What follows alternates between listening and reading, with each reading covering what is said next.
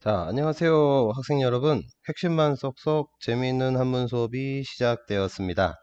자, 여러분들 전 시간까지 했었던 여러 가지 한자 성어들에 대해서 복습 많이 하셨나요? 자, 오늘은 이어서 한자 성어 몇 가지를 좀 살펴볼 텐데, 여러분들 한번 보겠습니다. 어디로 갈까요? 자, 오늘은 5단원이네요. 여러분들 책 39페이지 가겠습니다. 39페이지 가면 지난 시간의 기록이라고 해서 역사라고 적혀 있네요. 자, 5단원에서는 역사 기록에서 파생된 여러 가지 한자 성어들을 좀 살펴보겠습니다. 가운데 있는 그림은 다음 시간에 언급을 하도록 하겠습니다. 그래서 오늘은 한 장 넘겨서 자, 총 6개의 한자 성어들이 있네요. 여기 적혀 있는 한자 성어들은 전부 다 중국 역사에서 파생된 한자 성어들이에요. 자, 그러면 우리 중국 역사에 대해서 잠시 알아봐야 되겠죠? 자, 한문을 공부하게 되면 이런 장점도 있습니다. 단지 한문을 공부했을 뿐인데 중국 역사까지 알게 되는구나. 자, 긍정적으로 생각하는 게 좋겠죠? 자, 여러분들, 우리는 오늘 우리 교과서에 있는 하나, 둘, 세 번째 줄, 네 번째 줄에 있는 한자 성어 두 가지만 공부를 할 텐데요. 자, 세 번째 줄에 있는 게 뭐죠? 이제 요거하고 네 번째 줄, 요거에 대해서 공부를 해 보도록 하겠습니다. 자, 본격적으로 하기 전에 여러분들 중국 역사니까 한번 살펴봐야 되겠죠? 칠판 한번 가겠습니다. 자, 중국 역사 선생님이 조금 적어두긴 했는데 다들 알다시피 하은주와 같은 고대 국가에서 시작을 합니다. 물론 하나라는 뭐 상나라라고 표현하기도 하죠. 그런 다음에 여러분들 잘 알고 있는 춘추 전국 시대가 나오게 됩니다. 전국 전역에 있는 어마어마하게 많은 나라들이 서로 영토 전쟁을 아주 활발하게 펼쳤던 그런 시기였죠. 그런 영토 전쟁 속에서 최후의 승자가 된 나라가 어느 나라였느냐? 예, 진나라였죠.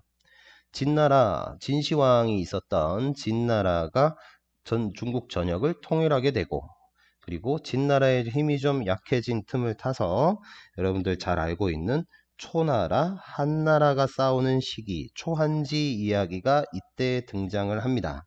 그런 다음에 그때 승리했던 이제 한나라 시대가 나오게 되죠. 참고로 한번 해보겠습니다. 한나라 다음에는 어느 시대입니까? 네, 맞아요. 여러분들, 선생님이 좀 힌트를 주면 위, 촉, 오 이렇게 되는 어떤 시대죠? 삼국지라고 생각을 하시면 되겠죠? 삼국시대가 나타나게 됩니다. 그런 다음에 뭐죠? 위진남북조. 그리고 뭐죠? 위진남북조 다음에 맞아요. 수나라, 당나라. 그리고 당나라 다음에 송나라, 그 다음에 원나라, 그 다음에 명나라, 청나라 이런 식으로 가게 되죠. 자, 중국 전체의 역사 변청 과정에 대해서는 역사 시간에 좀 더 자세하게 공부를 하도록 하시고 오늘은 한자 성어 여기 나와 있는 것은 기화가거 이렇게 읽을 수가 있네요. 그리고 그 아래쪽에 있는 것은 지록, 위마 이렇게 읽을 수가 있습니다. 시기적으로 봤을 때 기화가거는 어느 시기로 해당이 되느냐? 자, 굳이 따지게 되면 진나라가 천하를 통일하기 전에 이 정도 시점에 해당할 것 같아요. 그리고 지록이마는 어느 시기에 해당하느냐? 진나라가 망해갈 즈음 당시 이때쯤 될 것 같네요. 이때쯤 요런 시기에서 나왔던 한자 성어들이다 라고 생각을 해 보시고 그러면 두 한자 성어의 공통된 부분 있는 이 진나라에 대해서 좀 생각을 해 봐야 되겠죠. 자, 진나라에 대해서 자세하게 조금 알아보도록 하겠습니다. 자, 진나라. 자, 진나라 하게 되면 우리 떠오르는 사람이 누굽니까? 진시황이죠. 진시황. 자, 진시황이 있었던 그 시대를 좀 살펴보면 자, 한번 선생님이 동그라미를 한번 그려보겠습니다. 자, 동그라미가 중국 전체 대륙이라고 좀 생각을 해보면 진나라 이전의 시기가 춘추 전국 시대였죠. 그래서 진나라도 있었고요. 여기 조나라도 있었고, 여기 한나라도 있었고, 초나라도 있었고, 뭐 기타 여러 개의 나라들이 있었습니다. 그죠? 자, 중국 전국 시대 때에는 수많은 나라들이 대립하고 있었던 시기였기 때문에 각각의 조그만 나라들이 다 있었다라고 생각을 하시고, 이 나라들의 최종 승리가 바로 진나라였고, 그 당시 임금이 바로 진시황이었다. 진시황을 한자로 쓰게 되면 이렇게 쓸 수가 있습니다. 시자가 좀 틀렸네요. 자, 이렇게 쓸 수가 있겠죠. 진시황 이렇게 씁니다. 자, 해석을 해보면 진짜는 나라 이름이니까 상관이 없고요. 뒤에 있는 시자는 뭡니까? 처음시라는 한자고, 뒤에 있는 황이라고 하는 글자는 뭐죠? 맞아요. 임금 황자죠. 근데 여러분들 잘 알고 있는 바와 같이 임금이라는 뜻을 가진 한자 뭐 있죠? 자, 노란색으로 좀 표시를 해보면 아래쪽에 여기 적혀져 있는 여기 있는 왕자죠. 그런데 황이라고 하는 것은 왕자 위에다가 이런 글자가 더 있습니다. 그죠? 자, 가만히 생각을 해보면 이 황이라고 하는 글자의 뜻을 생각해 볼 수가 있어요. 자, 전국시대 때 수많은 나라가 있었으니까 각각의 나라는 전부 다 누가 있었을까요? 네, 여기도 왕이 있었고, 여기도 왕이 있었고, 자, 모든 나라에 왕들이 있었겠죠. 이런 왕들보다도 진나라의 진시황이 왕들 중에서도 우두머리다라고 생각을 하는 맛백이라는 한자, 맞이, 첫 번째 우두머리 뜻을 가진 이런 한자를 합쳐가지고 황이라고 불렀다라는 거죠. 원래 이 임금 황자는 뭐라고 할까요? 전설상에 있었던 아주 위대한 임금을 가리켜서 황이라고 불렀거든요. 그래서 글자가 나오게 된 원리가 임금들 중에서도 임금이다, 이렇게 생각을 하시면 되겠죠. 그래서 진시황이 천하를 통일하고 나서 진나라에 나온 첫 번째 황제다라고 표현을 했다고 합니다. 자, 진시황에 대한 이야기 이 정도로 하고요. 자, 진나라에 대해서 좀 살펴보겠습니다. 진시황에 이르기까지 역사를 좀 살펴보면 진나라에는 조금 나이 드셨던 소양왕이라고 하는 임금이 있었고요. 자, 소양왕 다음에 누가 있었느냐? 효문왕이라고 하는 임금이 있었습니다. 자, 효문왕은 이름이 안국군이라고 하는 이름이 더 많이 알려졌고, 안국군이라고 하는 사람의 부인이 누구였느냐? 화양 부인이라고 하는 화양 부인이죠. 화양 부인이라는 부인이 정실 부인이 있었습니다. 그 다음에 자, 효문왕 다음에 나왔던 임금이 누구냐? 장양왕이라고 하는 사람이 있었거든요. 장양왕의 이름은 뭐냐? 영이인이라고 하는 사람이었어요.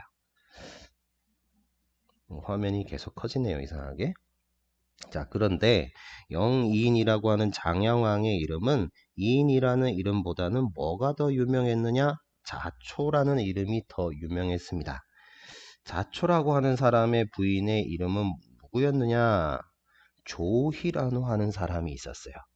자, 이런데 이렇게 왕위가 계승이 되는데 이때 요 가운데 가장 중요한 역할을 했던 사람이 누구냐 하면 여불이라고 하는 사람이 있었습니다. 여불이.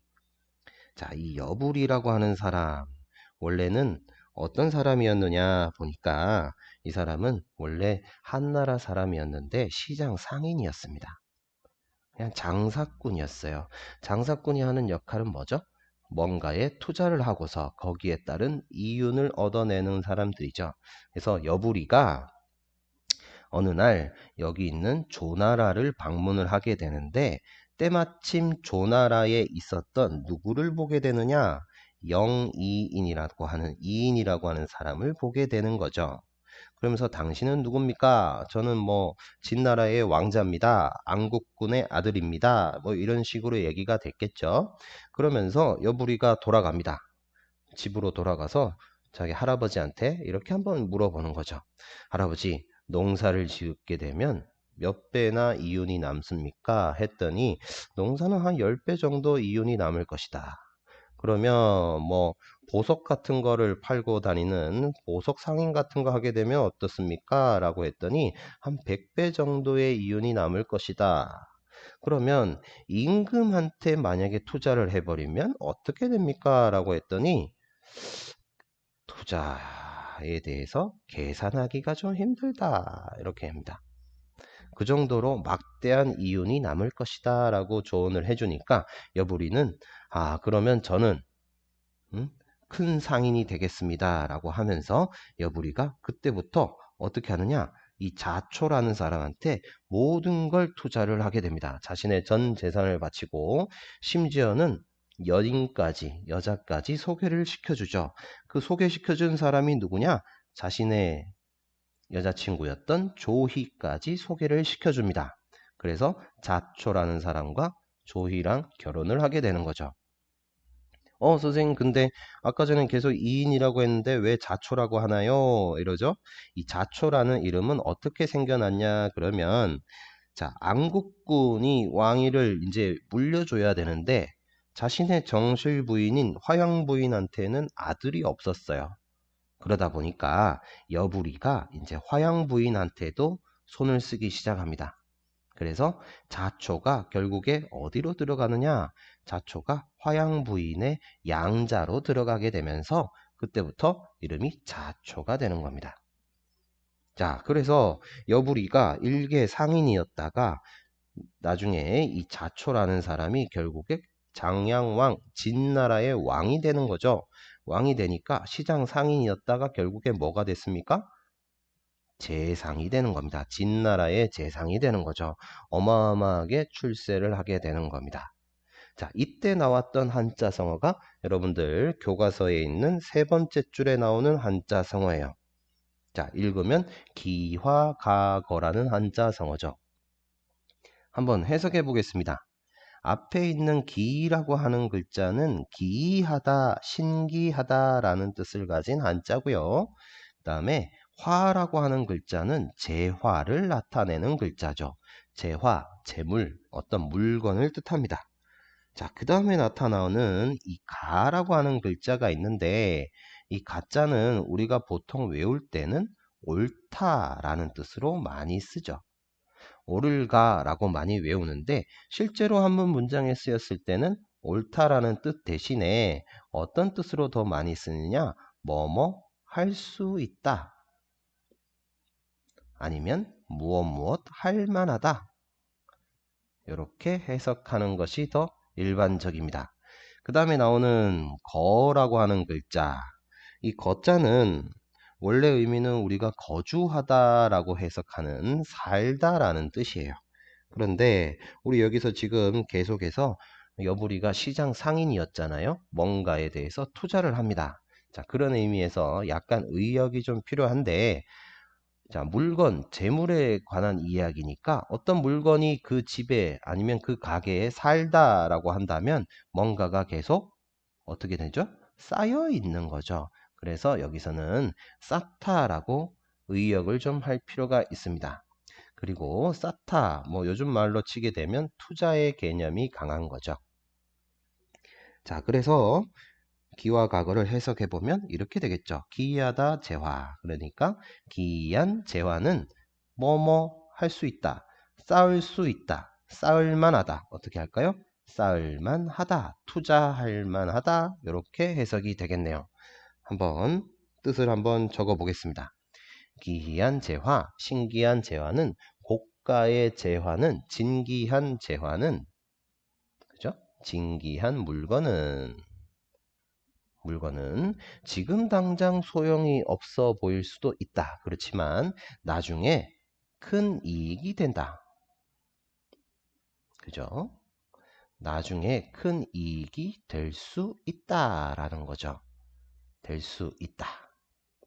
자, 결국에 그러니까 어떻게 됩니까? 나중에 어떤 기회가 왔을 때 기회를 놓치지 말아야 한다라는 거죠.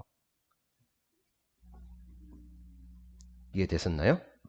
이때 나왔던 기화과거, 여부리와 관계된 이야기였습니다. 자, 그 다음에 자, 칠판 한번 조금 더 다시 보겠습니다. 자, 그 다음에 장양왕까지 했는데 장양왕 다음에 이어지는 왕위가 누구한테로 이어지느냐? 당연히 장양왕의 아들한테 이어지겠죠. 그 아들의 이름이 바로 뭐였느냐? 영정이라고 하는 인물이었고, 이 사람이 여러분들 잘 알고 있는 누구죠? 네, 맞아요. 진시황이라고 하는 인물이었습니다. 자, 이때 진시황. 자, 자초의 아들이 이제 영정이 되는 거죠. 자, 진시황이 천하를 통일하고 났어요. 그리고 진나라의 가장 큰 특징이라고 하면 뭐가 있을까요? 아주 강력한, 가장 강력한 왕권을 지니고 있었습니다. 진시황이 워낙에 똑똑하고 힘도 세고 그랬다 보니까 왕권을 가지고 있었고, 진나라가 행했던 여러 가지 정책들이 이 왕권을 바탕으로 해서 나오게 됐습니다. 그런데 자, 진시황이 살아있을 때는 괜찮은데 진시황이 죽고 나서 그 다음 때 왕위를 물려주는 사람, 그때가 좀 걱정이 됐던 거예요. 그래서 이런 왕권을 누구한테 물려줄 것이냐? 여러분들 같으면 보통 누구한테 물려주겠습니까? 당연히 누구? 첫째 아들한테 물려주겠죠. 그 첫째 아들이 누구였느냐? 그러면 부소라는 사람이었어요. 그런데 이 부소라는 사람은 진시황에 비해 가지고 성품이 조금 인자하다고 해야 될까요? 약간 유약한 성정을 좀 가지고 있었습니다. 그러다 보니까 진시황이 아주 강력한 이런 왕권을 그대로 유지하기에는 좀 훈련이 필요하다라고 하면서 저기 북방 지역에 있는 몽염이라고 하는 아주 충직한 장군이 있었습니다. 이 사람한테 이 사람의 감독관으로 보내게 되는 거죠. 너 저기서 훈련을 좀 하고 와라 하면서 부소를 보내게 됩니다. 그리고 나서 진시황은 이렇게 천하를 막 돌아다니면서 순시 활동을 합니다. 그때 이제 병이 들어가지고 이제 비로소 죽게 되는데, 그래서 유언장을 남기게 되는 거죠. 당연히 유언장에는 어떻게 되겠습니까? 부소야, 응? 북방 지역에서 고생이 많았다. 그러니까 너 빨리 이제 돌아와라.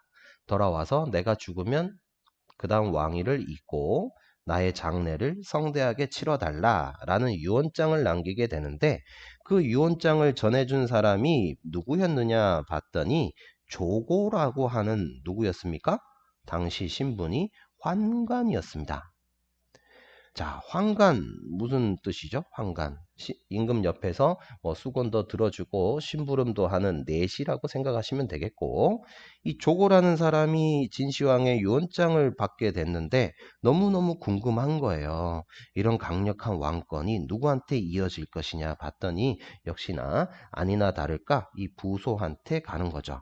그런데 부소하고 조고하고는 그렇게 사이가 좋지도 않았었고, 임금 옆에서 진시황의 모든 권력을 보다 보니까 이 조고라는 사람은 슬슬 권력에 눈을 뜨기 시작합니다. 그러면서 부수한테 왕위가 넘어가면 안 된다라고 해서 어떻게 하느냐? 호해한테 왕위가 가도록 유언장을 고쳐버립니다. 진짜 과감한 행동을 했어요.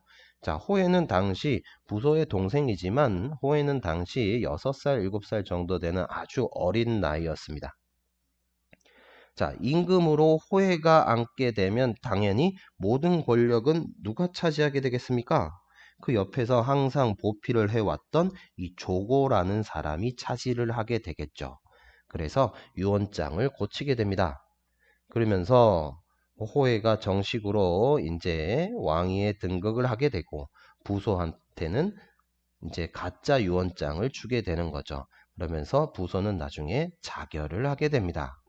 이러한 사건들에 대해서 이 몽염이라고 하는 강력 아주 충직한 장군이 그게 무슨 소리입니까? 라고 이제 대들었더니 몽염을 어떻게 하죠?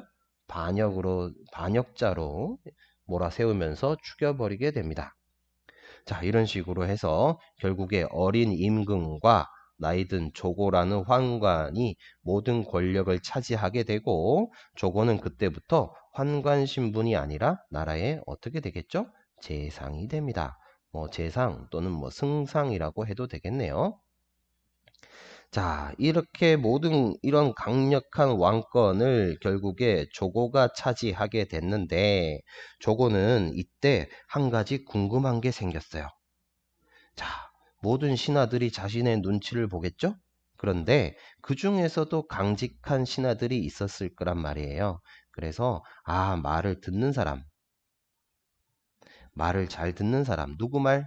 맞아요. 조고 말, 조고 말을 잘 듣는 신하, 조고 말을 잘 안 듣는 신하.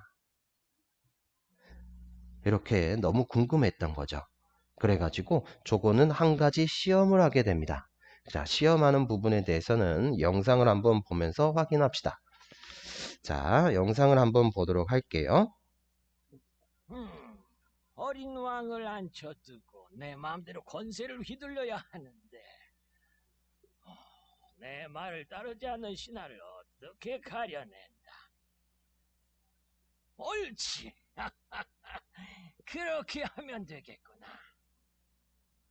폐하, 제가 폐하께 좋은 말을 바치려고 가지고 왔습니다.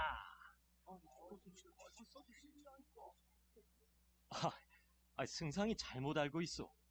어찌 사슴을 가리켜 말이라고 하시오. 이것은 사슴이요. 폐하, 무슨 말씀이시옵니까? 이것은 분명 말이옵니다. 사슴을 보고 말이라니.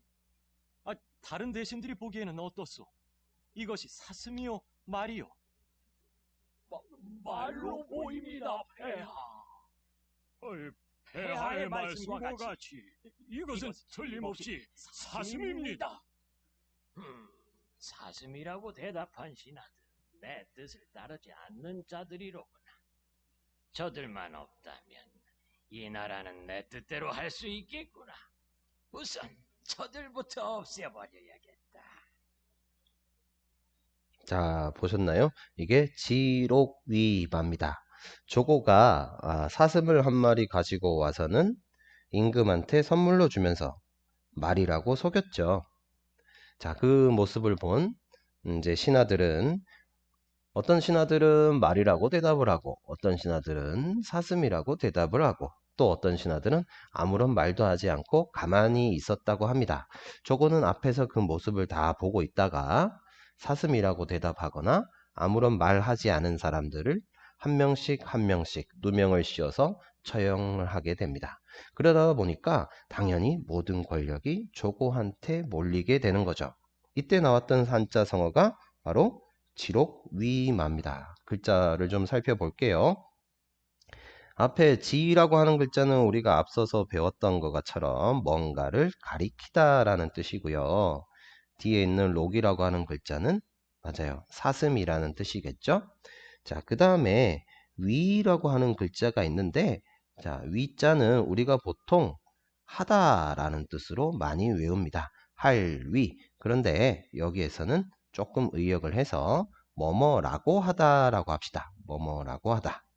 자, 그리고 뒤에 있는 말 맞자는 당연히 말이라는 뜻이고, 자, 그래서 이어서 해석을 해보니까 가리키긴 가리키는데 뭐를 가리킨다? 사슴을 가리켜서 어떻게 한다고? 말이라고 하다 되겠죠. 자, 사슴을 가리켜서 말이라고 하다의 의미가 결국에 그러면 뭐겠습니까? 조고가 했던 것처럼 자신이 가지고 있는 권력을 확인하고 싶다, 권력을 막 마음대로 부리고 싶다라고 해서 사람을 농락했죠. 더군다나 임금이었던 자기보다 윗사람을 농락했다. 농락하면서 자신이 가지고 있었던 권세, 뭐 아니면 권력, 그죠? 권력을 마구마구 휘두른다. 마음대로 휘두른다. 이런 의미를 가지고 있습니다. 이해되셨나요? 자, 오늘 했던 내용, 비록 한자 성어 2개밖에 하지 않았지만 중국 역사를 비롯해서 전반적인 내용을 좀 살펴봤습니다. 자, 책을 보면서 오늘 했던 내용 한번 복습을 하면서 마치도록 하겠습니다. 자, 한번 볼게요. 자, 처음에 나왔던 기화가거라고 하는 것은 중국 춘추 전국시대 말기쯤에 진나라가 성립되기 전에 나왔던 이야기였고, 여부류라고 하는 사람이 진나라 진시황의 아버지인 장양왕한테 투자했던 그 이야기에서 나왔던 거죠. 해석을 해보면 진기한 재화는 투자하다, 쌓을만하다 라고 해석을 했었고, 큰 이익이 되니까 좋은 기회를 놓치지 말아야 된다라는 의미를 가지고 있다. 그리고 두 번째 했던 것은 진시황이 죽고 난 이후에 조고라는 환관, 승상이 자신의 권력을 마음대로 휘두르는 때 나왔던 한자 성어였습니다. 해석을 하면 사슴을 가리켜서 말이라고 하다. 해석은 윗사람을 농락해서 권력, 권세를 마음대로 휘두른다라는 내용이 있었습니다. 이해되셨죠? 자, 오늘은 여기까지 공부를 하도록 하고요. 우리 다음 시간에 이어서 교과서에 수록된 나머지 한자 성어들에 대해서 좀 살펴보겠습니다. 여러분 오늘 수고하셨습니다.